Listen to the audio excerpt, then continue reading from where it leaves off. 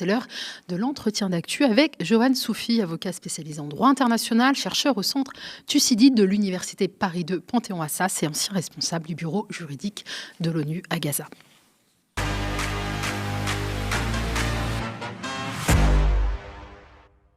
Bonsoir Johan. Bonsoir. Merci, tu arrives de Genève, donc on est très content que tu aies pu faire le déplacement ici aux médias. Avant de nous intéresser à la plainte pour génocide qui a été déposée en décembre dernier par l'Afrique du Sud contre Israël, et avant de nous intéresser à ces audiences des 11 et 12 janvier dernier, c'est des audiences donc, au cours desquelles la Cour internationale de justice a examiné des mesures conservatoire, on y reviendra. J'aimerais qu'on parle de cette résolution relative à la situation à Gaza qui a été adoptée hier par le Conseil de l'ordre du barreau de Paris. Tu estimes qu'elle contribue à la déshumanisation des Palestiniens. Pour quelles raisons ? Oui, bon, d'abord, je dois dire que je me réjouis qu'enfin on ait une résolution qui appelle au cessez-le-feu et à la libération de tous les otages. Et d'ailleurs, c'était l'objet de la tribune qu'on avait déposée avec 300 avocats il y a 2 semaines. Donc, je ne peux que m'en réjouir. Mais effectivement, cette tribune, ce communiqué, à mon avis, il est problématique pour plusieurs raisons. Première, c'est la temporalité. Comme je le dis, on est après 100 jours de bombardement à Gaza, 25 000 morts, environ 60 000 blessés, une population entière qui est traumatisée. Et donc, ce silence, en fait, qui a perduré pendant ces 100 jours, interroge. La deuxième raison, c'est sur le langage utilisé. Et je parle de langage déshumanisant parce que il n'y a jamais la mention, justement, des victimes civiles. On parle de quasiment 10 000 enfants qui ont été tués, pas un mot pour les victimes. Et un langage relativement passif, abstrait, sur les raisons du désastre humanitaire qui est dénoncé dans cette tribune. Et donc ça, c'est extrêmement problématique. Le troisième aspect, c'est l'absence totale de langage relatif à la lutte contre l'impunité. On ne parle pas de crimes, alors que les crimes sont évidents dans la bande de Gaza. Et donc, si on ne parle pas de crimes, on ne parle pas d'auteurs de crimes. Et donc, voilà, ça, c'est quelque chose, moi, qui me pose extrêmement problème. Mais enfin, le dernier point, en fait, de désaccord que j'ai avec ce communiqué, c'est la dissonance lexicale, la différence que je vois entre le communiqué qui dénonçait à juste titre les crimes commis durant l'attaque du 7 octobre, avec un langage fort, un langage direct, et cette tribune justement très vague, etc. Donc je sais les difficultés de parvenir à un accord sur des mots parce que je l'ai vécu justement sur la tribune qu'on a rédigée. Pour avoir un collectif, il faut forcément être peut-être plus abstrait, mais en tout cas, moi, cette tribune, elle me pose problème, notamment au regard du temps qui s'est écoulé avant d'obtenir ce communiqué. Alors, dans cette résolution, le Conseil de l'ordre a notamment déclaré ceci: si le droit d'Israël à se défendre ne saurait être contesté, sauf erreur de ma part, le droit international ne garantit pas ce droit aux puissances occupantes. Israël n'a pas le droit à la légitime de défense. Tu confirmes ? Alors, effectivement, donc, la légitime défense, en fait, c'est l'article 51 de la Charte de l'ONU qui le consacre. Et c'est-à-dire, en fait, la Charte de l'ONU, ce qu'elle prévoit, c'est les recours légaux à la force armée. Et donc, elle dit en gros que c'est soit une résolution du Conseil de sécurité, soit quand un État est attaqué par un autre État et qu'il a donc le droit de se défendre. Ça pose plusieurs questions juridiques complexes. La première, c'est est-ce que la Palestine, oui ou non, est un État ? Israël le nie encore, et donc, effectivement, l'article 51 ne peut pas être invoqué. La deuxième, c'est effectivement, comme tu l'as dit, la Cour internationale de justice, en 2004, avait considéré que les territoires sous occupation ne pouvaient pas être considérés comme de la légitime défense, et donc, effectivement, ça remet en cause, puisque Gaza, il n'y a aucun doute, était un territoire occupé en raison du blocus terrestre, aérien et maritime par Israël, et donc effectivement la légitime défense ne s'applique pas. Mais Moi, c'est un débat que j'essaye honnêtement de dépasser, parce que dans tous les cas, il n'y a absolument aucun doute qu'Israël a le droit de protéger sa propre population, notamment contre des attaques terroristes. Mais ce droit, il est encadré par le droit international. Et donc, à aucun moment, qu'on parle de légitime défense ou non, il autorise Israël à conduire des attaques disproportionnées dans la bande de Gaza et à commettre des crimes de guerre, des crimes contre l'humanité, voire un génocide, comme beaucoup d'experts aujourd'hui le soutiennent. Donc on peut dire en tout cas que le droit d'Israël à se défendre est pour le coup peut-être contesté, ou en tout cas discuté. Alors comment expliquer que des juristes affirment l'inverse du droit ? Bon, parce que ce ne sont pas des experts en droit international, tout simplement. Je pense qu'ils utilisent un langage générique qui parle du droit de défendre sa population. Mais justement, cette question du droit à la légitime défense au regard du droit international, elle fait l'objet de débats extrêmement complexes et disputés parmi la communauté d'experts en droit international. Et donc, voilà, à mon avis, c'est une faute de langage, mais que je leur pardonne parce que ce ne sont pas des experts en la matière.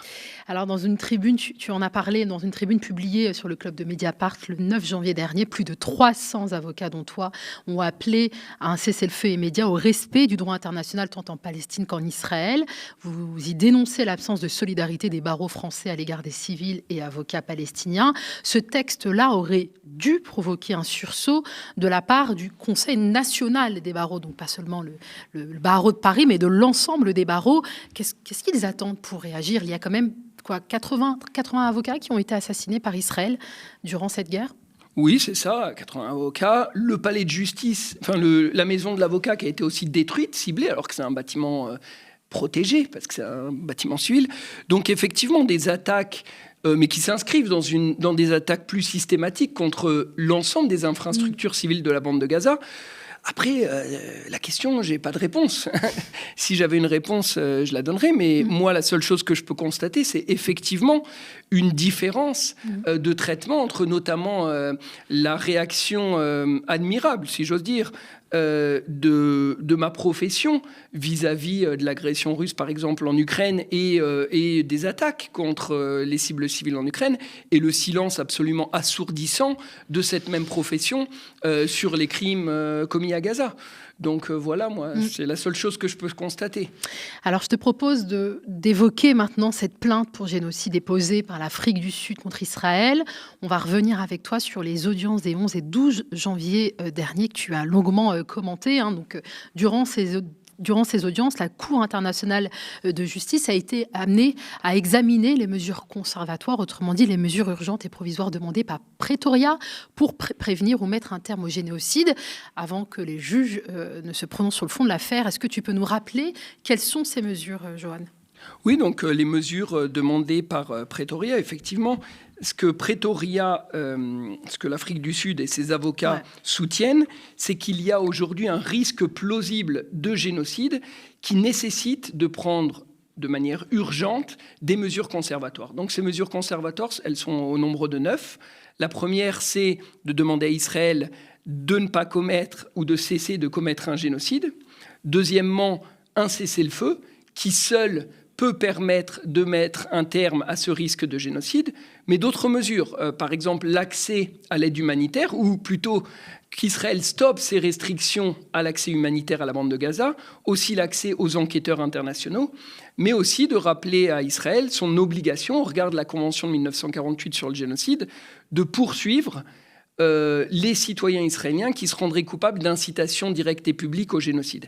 Enfin, le dernier point et la dernière mesure conservatoire qui est demandée par l'Afrique du Sud, c'est qu'Israël dépose un rapport de manière régulière devant la CIJ pour montrer comment il met en œuvre ces mesures conservatoires qui sont sollicitées par l'Afrique du Sud. Donc, il y a eu 2 audiences. La première, celle du 11 janvier, qui a été consacrée aux plaidoiries de l'Afrique du Sud, au soutien de leur demande de mesures conservatoires. Sur Twitter, tu as décrit un développement juridique extraordinaire. Alors, avant de l'évoquer, peut-être un mot d'abord sur la composition de la Cour internationale de justice et son fonctionnement. Alors, la Cour internationale de justice, c'est l'organe judiciaire des Nations Unies. Donc, elle a été créée en 1945, au même moment que l'Organisation des Nations Unies.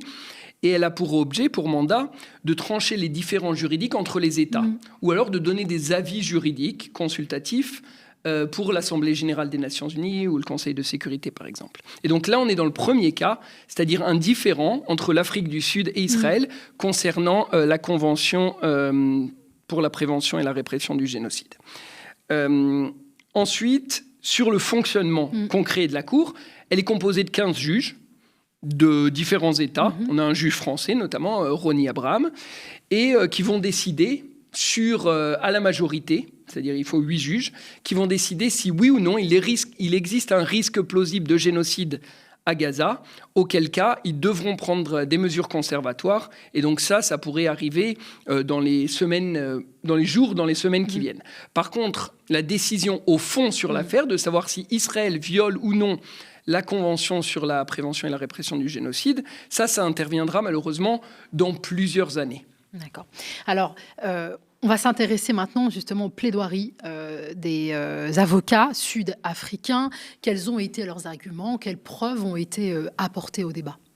Alors d'abord, rappeler, parce que j'ai vu moi sur Twitter, et d'ailleurs j'ai vu aussi le ministre des Affaires étrangères aujourd'hui, qui parle un peu de plainte politique. Honnêtement, j'ai suivi les débats. C'est une plainte rigoureuse juridiquement et factuellement. Effectivement, il y a eu beaucoup d'arguments d'apportés par les avocats de l'Afrique du Sud. D'ailleurs, une équipe diverse. Il y avait des avocats sud-africains, des avocats anglais, des avocats irlandais. Et donc, plusieurs arguments. Le premier, c'est de dire qu'il y a des actes constitutifs du génocide. On pense souvent au meurtre uniquement parce qu'on a comme référence l'Holocauste et le génocide des Tutsis. Mais il faut penser que le génocide, c'est 5 actes différents. Il y a effectivement les meurtres, mais on a aussi, par exemple, l'imposition de conditions de vie susceptibles d'entraîner la destruction d'un groupe. On a aussi les atteintes graves à l'intégrité physique ou mentale. On a aussi le transfert d'enfants d'un groupe à un autre et des mesures qui visent à entraver les naissances. Donc, ce n'est pas uniquement restreint au meurtre.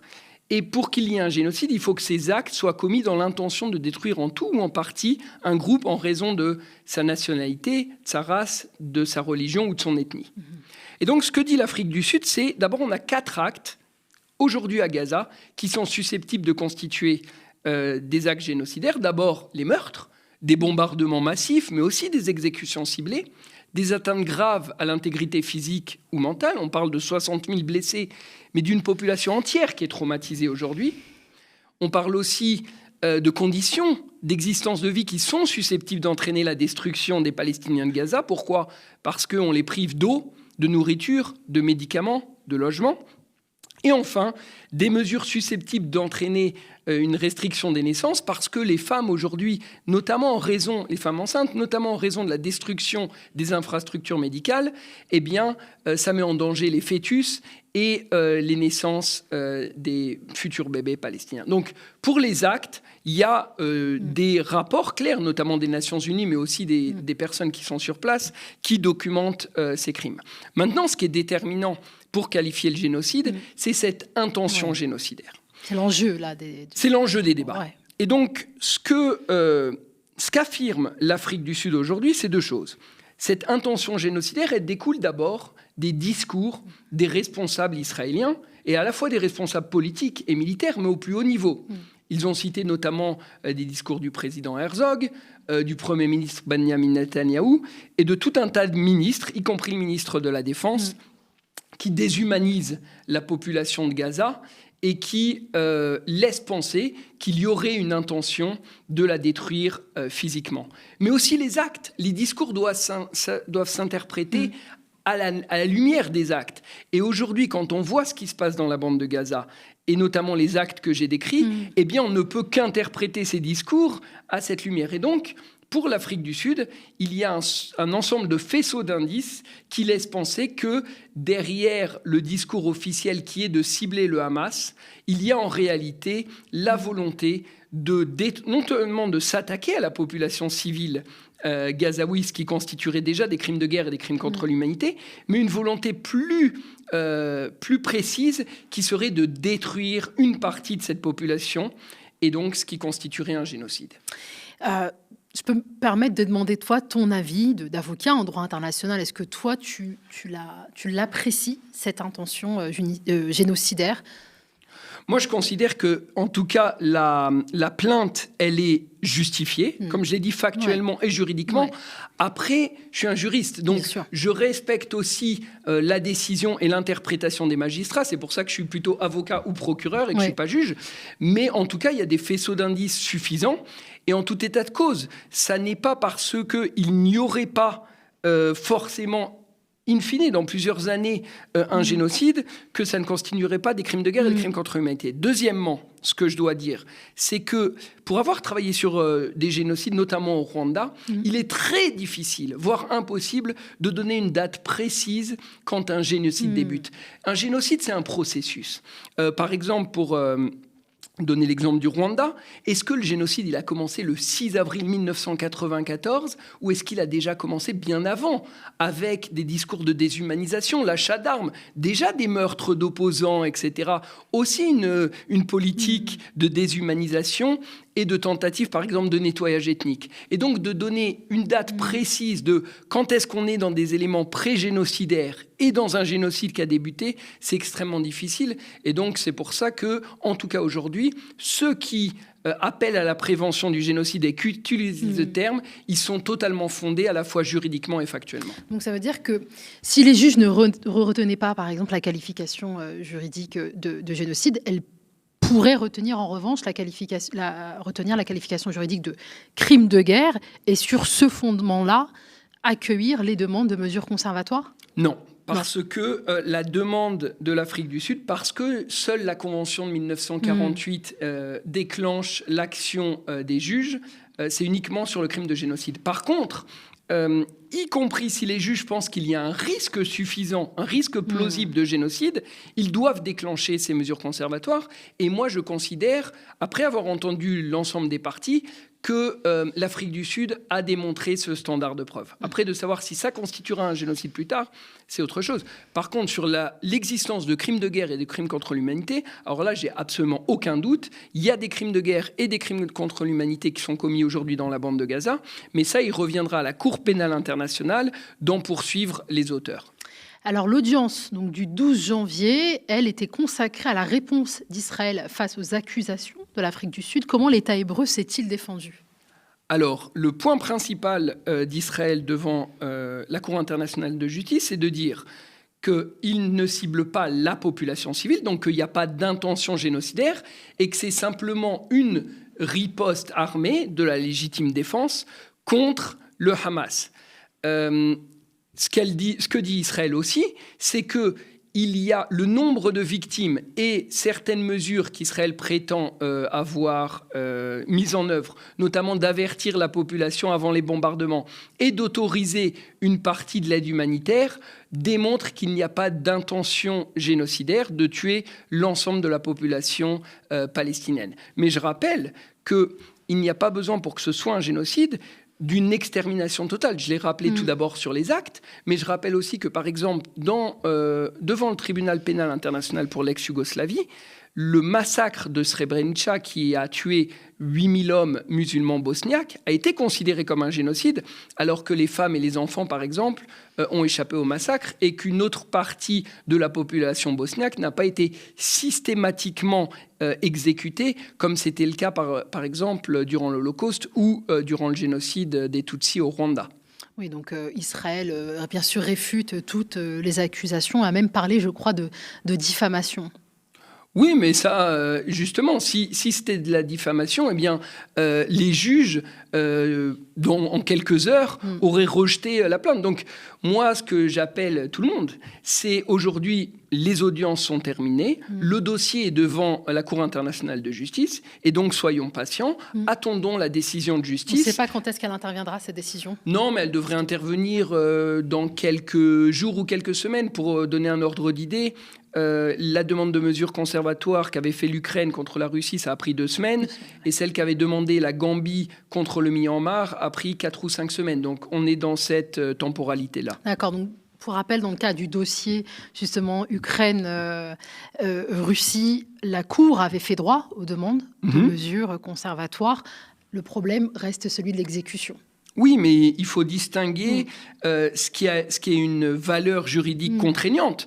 Et il n'y a absolument aucun doute que la décision de la Cour internationale de justice sera contraignante non seulement pour Israël, mais pour l'ensemble de la communauté internationale. Ça, il n'y a absolument aucun doute. Après, la mise en œuvre du droit international, parce que l'ordre international, si j'ose dire, n'a pas de force de police propre, et elle est donc dépendante à la fois du Conseil de sécurité, mais qui est bloqué, paralysé par le veto américain, et de la volonté politique de les mettre en œuvre. Et donc, moi, je note que la France avait dit qu'elle se conformerait à la décision de la CIJ.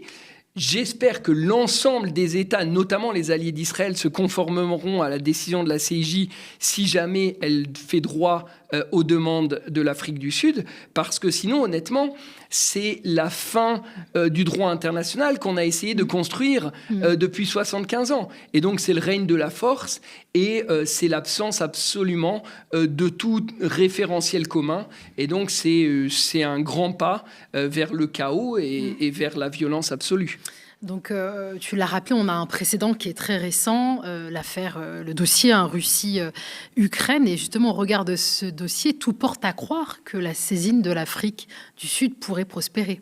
Oui, je pense que c'est quelque chose de très probable. Et moi, j'ai dit, à mon avis, à titre personnel, je pense que à la fois le principe de prévention et le standard de preuve, qui est seulement est-ce qu'il y a un risque plausible, fera que la Cour internationale de justice constatera qu'il existe un risque plausible et donc déclenchera des mesures conservatoires. Je note que la Russie, par exemple, à qui on avait demandé d'arrêter l'agression de l'Ukraine, ne l'a pas fait, mais c'est la même chose. Les États de l'Union européenne, notamment sur cette base, ont pris des sanctions importantes contre la Russie, des sanctions économiques, des sanctions politiques.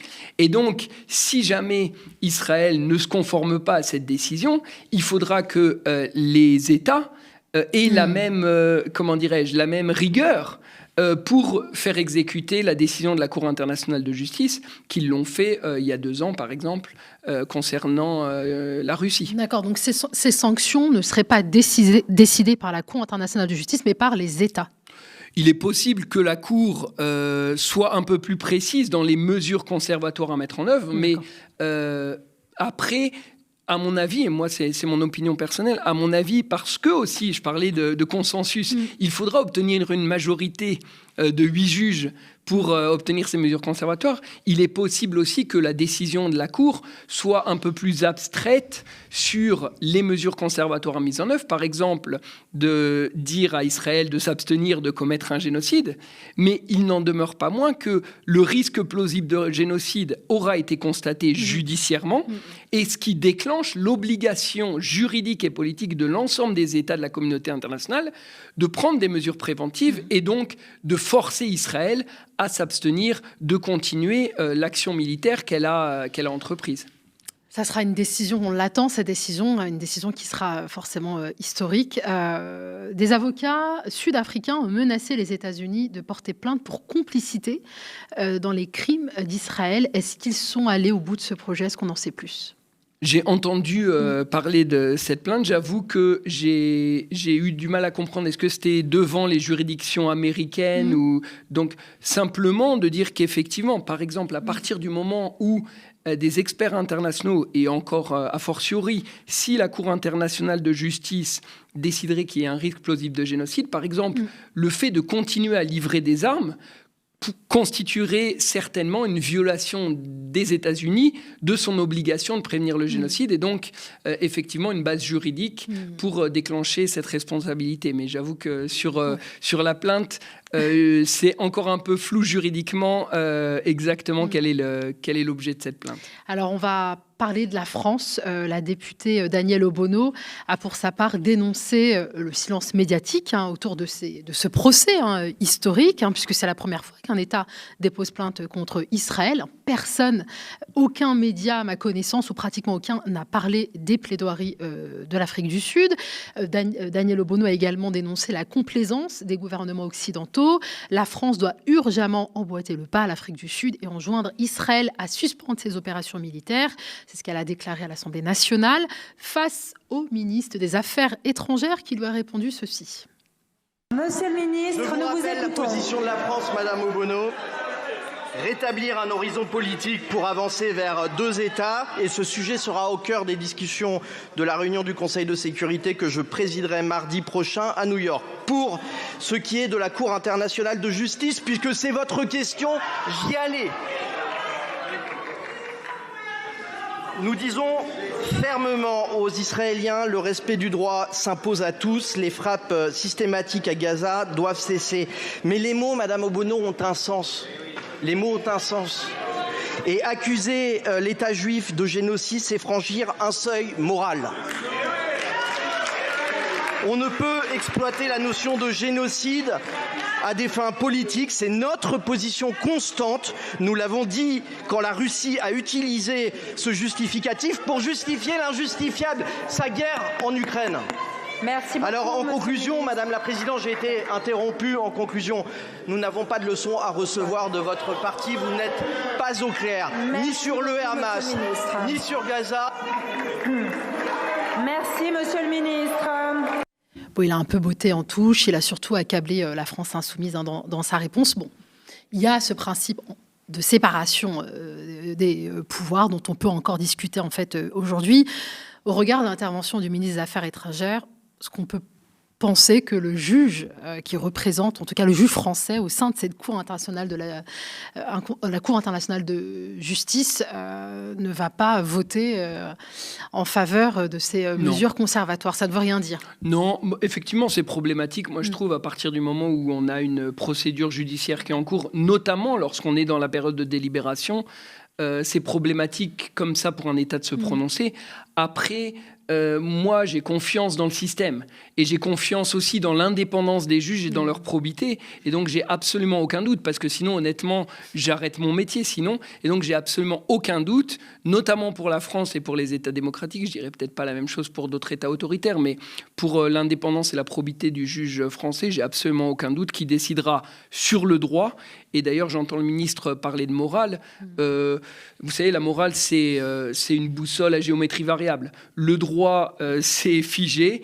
Et vous l'avez peut-être entendu, moi, j'aime bien les choses un peu carrées. Et donc, j'ai absolument aucun doute que la CIJ décidera sur le droit et pas sur la morale. Oui, il y a un adage très célèbre qui dit que le droit n'est pas la morale. On sait que la France a apporter son soutien inconditionnel à Israël. J'essaie de faire l'analogie aussi de cette plainte que les avocats sud-africains pourraient déposer contre les États-Unis pour complicité. Est-ce que, dans l'hypothèse où la Cour rendrait donc une décision favorable à ces mesures conservatoires et que la France, à l'image des États-Unis, apporte vraiment un soutien très actif à Israël, la France pourrait aussi se rendre complice des crimes commis par Israël? Oui, en tout cas, complice à la fois moralement et juridiquement. Elle violerait ses obligations au regard du droit international. Mais sur la question de la morale, par exemple, moi, je veux souligner que c'est quand même un changement majeur que peut-être les médias français, vous l'avez dit, n'ont pas suffisamment compris aujourd'hui. Le fait que ce soit l'Afrique du Sud, une démocratie du Sud, qui a une histoire aussi coloniale et d'apartheid, qui aujourd'hui défend ses valeurs universelles et la défense du droit international, qui était traditionnellement défendue par les démocraties occidentales, c'est à mon avis quelque chose qui devrait nous interpeller fortement, parce que c'est un changement important. Et aujourd'hui, si partout dans le monde, je rappelle, l'Afrique du Sud, c'est pas un État musulman, c'est pas un État arabe, c'est même pas un État qui a des intérêts au Proche-Orient. Et le fait de faire cette démarche juridique ne lui apporte pas grand-chose au niveau politique, parce qu'elle ne plaît ni aux États-Unis, ni probablement à la Chine, certainement pas à la Russie aussi, qui, on l'a rappelé, a été condamnée. Et donc aujourd'hui, l'Afrique du Sud se retrouve un peu seul dans cette démarche. Et donc, moi, je pense qu'il y a réellement une dimension symbolique dont il faut mesurer l'importance et qui, la démarche de l'Afrique du Sud, c'est aussi et surtout le silence des États occidentaux sur cette question et le double discours. Merci beaucoup, Joanne Sophie. Moi, j'invite vraiment à celles et ceux qui nous regardent de suivre tous tes traits de très passionnants. C'est comme ça qu'on peut se documenter sur cette plainte, sur les audiences qui ont lieu, que tu as vraiment suivi, analysé et commenté. Mais il y a également d'autres sources dont tu peux nous parler. Oui, il y a beaucoup de juristes, malheureusement beaucoup en anglais qui suivent ça. Mais moi, je voulais parler aussi d'un blog qui est tout nouveau, qui s'appelle Yani, ce qui veut dire en fait en arabe, et qui est composé de chercheurs spécialistes du Proche-Orient, des Français, des Palestiniens, des Israéliens, et qui sont engagés à la fois vers des solutions constructives et vers un discours à la fois de justice, de paix, de réconciliation. Et donc, voilà, j'invite tout le monde à suivre ce blog, et notamment, parce qu'on en parlait tout d'abord en début d'émission, il y a ma collègue, mon amie de l'Université de Paris 2 aussi, Insaf Rezaghi, qui a publié hier, je crois, un long post sur la légitime défense. Est-ce qu'Israël a le droit d'invoquer la légitime défense? Donc, je vous invite à le lire parce qu'elle est beaucoup plus précise que moi sur cette question. Et plus généralement, elle a une série de 5 articles qui s'appelle « La Palestine, tombeau du droit international, point d'interrogation ». Je pense que c'est une question qui aujourd'hui est lourde d'enjeux et de sens. Et donc, je vous invite tous à aller le lire. Mais on va l'inviter, cette dame, aux Avec médias. plaisir, ouais. Merci beaucoup. Johan Soufi, remercie. je rappelle que tu es avocat spécialisé en droit international, chercheur au Centre Thucydide de l'Université Paris 2 Panthéon-Assas, ancien responsable du bureau juridique de l'ONU à Gaza, et ton CV est très long. Je vous invite encore une fois à aller sur le compte Twitter X de Johan Soufi. Merci à vous de nous avoir regardés.